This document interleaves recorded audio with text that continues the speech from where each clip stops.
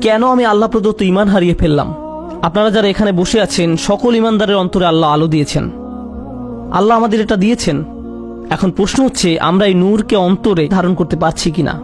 আমাদের নিজেদের দিকে তাকিয়ে দেখতে হবে আমরা কোথায় আছি। কেউ কেউ হয়তো অসৎ সঙ্গের ফিতনার সাথে জড়িয়ে আছি। হতে পারে আপনি মাত্র প্রথম ধাপে আছেন আর ভাবছেন যাক না আরো কিছুদিন। হয়তো এটা এমনও হতে পারে আপনি এখন শেষ ধাপে আছেন। তাই শুধু দুনিয়াবী জিনিসের মাঝেই আপনি চূড়ান্ত সাফল্য এবং মানসিক প্রশান্তি খুঁজে বেড়ান। এই আলো ছাড়া আমাদের যা কিছু অর্জন অথবা উপার্জন, শেষ বিচারের দিনে এই সব কিছু হবে মূল্যহীন।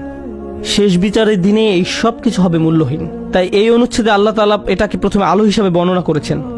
বিচার দিবসে এই আলোরই একমাত্র মূল্য থাকবে। তাই এই অনুচ্ছেদের প্রথমে আল্লাহ তাআলা এটাকে আলো হিসাবে বর্ণনা করেছেন। বিচার দিবসে এই আলোরই একমাত্র মূল্য থাকবে। কুরআনের আরেকটি সূরায় যেমন বলা হয়েছে, ইল্লামান আতাল্লাহা বিকলবিন সালিম, যে সুস্থ অন্তর নিয়ে তার রবের কাছে